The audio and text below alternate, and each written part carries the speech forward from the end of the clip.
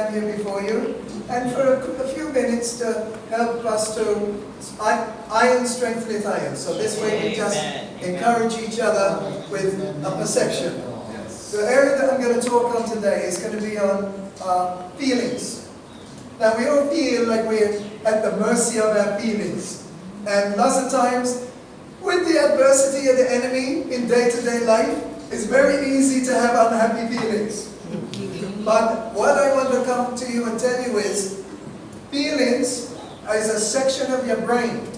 Now, the only feeling that is outside of your brain is love. That's God-given. That comes from the Spirit of the Holy Spirit. But all other feelings are manufactured in the hypothalamus, which is a section of your brain. And what it uses as material is proteins. So, proteins are manufactured from the body, from what we eat and drink. They go up to our brain, and there, for every feeling, there is a different, what they call, neural peptide. Now the importance of this is to think to ourselves, we've all had days where we felt so unhappy we didn't get out of bed in the morning. There's nobody over 30 that didn't get a day like that. Me too. Days where you're like, oh, that's too much for me. I'm staying inside the house today and I'm not dealing with anything because I'm feeling overwhelmed. The fact of the matter is, all of those are feelings from the brain, and they are not to be in charge. And this is why. Scientists have found that what happens is, you can get where your body is used to a certain feeling, because that's the feeling you keep feeling. So, it's okay if it's a good feeling, like joy, but what happens if it's a sad feeling, or a depressed feeling? After a while, your brain is manufacturing more of that than any other feeling. And your body, after a while, becomes so used to it, that it starts to put a demand on it. For example, everybody knows that your mind is supposed to be in charge of your body. But we all know people where their body is in charge of their mind. Any kind of addiction. I know a lady back in Canada, and her husband worked for himself.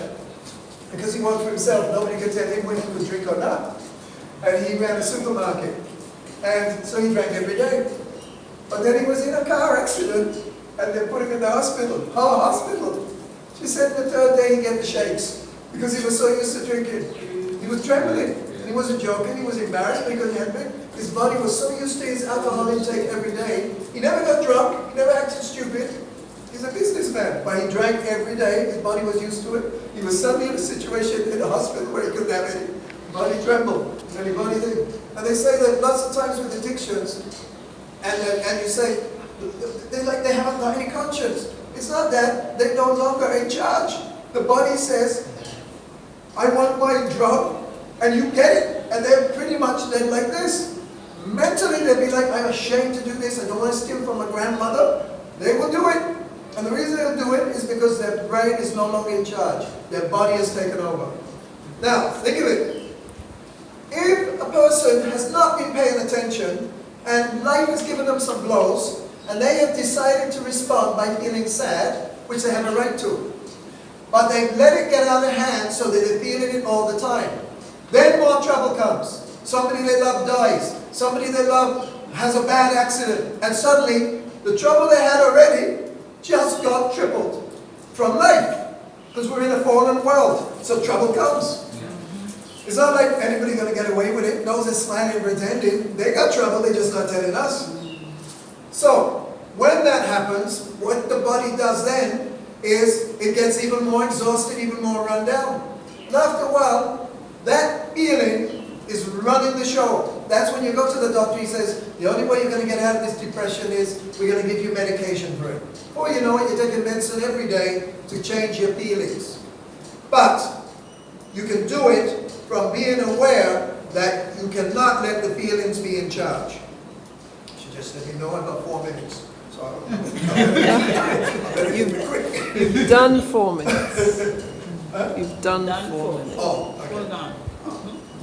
So, what that means is that we have to be aware that the feelings we have do matter. And we cannot indulge in negative feelings because they do affect the body. And they do run down the body. I have studied it carefully in my pursuit with students of attempting to motivate them and help them to the best of my ability. Because really, people pay me and they're like, Louis, I come to get in shape from you. I want personal training. I'll pay what you tell me to pay you, but I better get results. So I look at them, and one of the things I realized, there's 3 areas going to affect a person's fitness and health. One is the exercise. Everybody know that. The 3 S's, stretch, strength, and stamina. The other is nutrition, how they eat and drink. But you know what the third one is? Anybody want to take a guess? Their attitude, their mental attitude. Some people have very low self-esteem. And sometimes they look better than most people. But if they've been around where they were criticized a lot as a child, or have a spouse that is not nourishing, sometimes by the time they come to me, their self-esteem is so low that one of the ways I test it, if it's a new person now, I say to them, all right, I stop in my watch. You got a minute. Tell me 3 good things about you that are perfect and don't need changing. Some people can't give me one. I've had them where they end up crying. They're like, well, I this or that, but that need that, or my hair, but when I get to the dresser, when I this, and by the time they finish, I realize I say, you're so used to criticizing yourself. You're so used to seeing what is wrong with you that really your self-image is against yourself. Because your brain's got 2 choices. Only 2. It's just a machine. Your spirit is what it houses. This is why your brain got 2 choices. To be for you or against you. That's it. If it's against you, the one guarantee is you're going to have an unhappy life. And you're going to be miserable. And you're not going to be able to help it, but you're going to notice everything wrong with your life, everything wrong with your neighbor, everything wrong with your job, everything wrong with your house, and you will not notice any of the other things.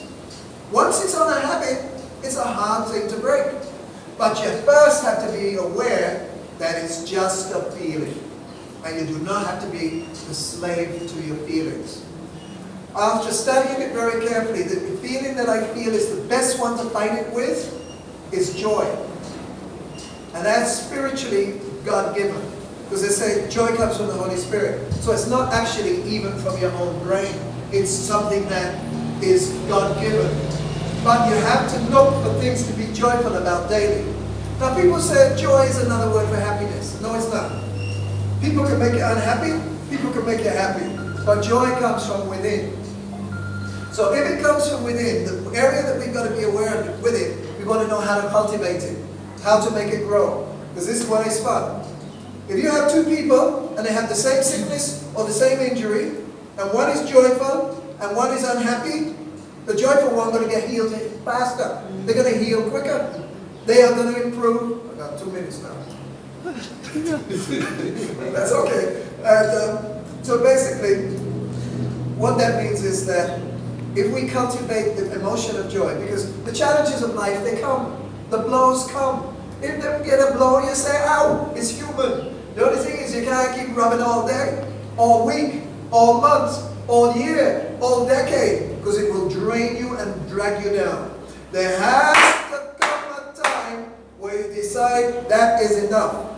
I talk for myself too. I give no advice that I did not take myself.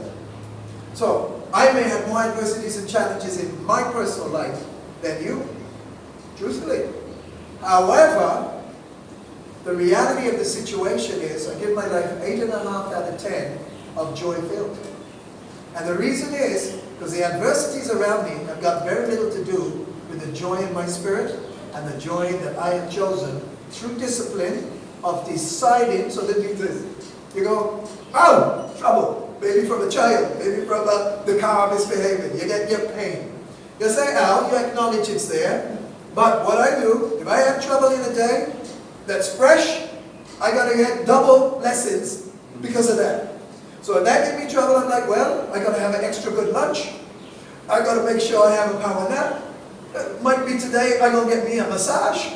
I'm going to make sure that I'm going in the sea for a dip. I'm going to stretch.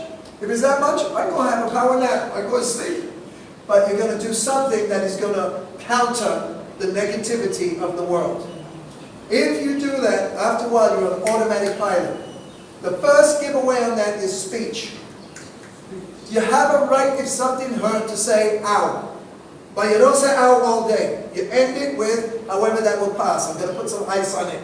However that will pass, I'm going to put some heat on it. However that will pass, I'm going to rub it. The point there is that I want you now, from now on, to be mindful when you speak, end on a positive note. Make the last thing out of your mouth that your brain reinforces with is an uplifting.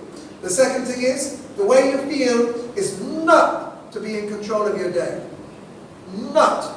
It's an intellectual decision to look at what will I find joy in. The pleasure of the right amount of fingers and toes. That I can hear, that I can walk, that I have shelter over my head, that I have a fridge that works and there's something in it, even if it's bread and water. You'll look for your blessings in the day. All right. Thank you for your time.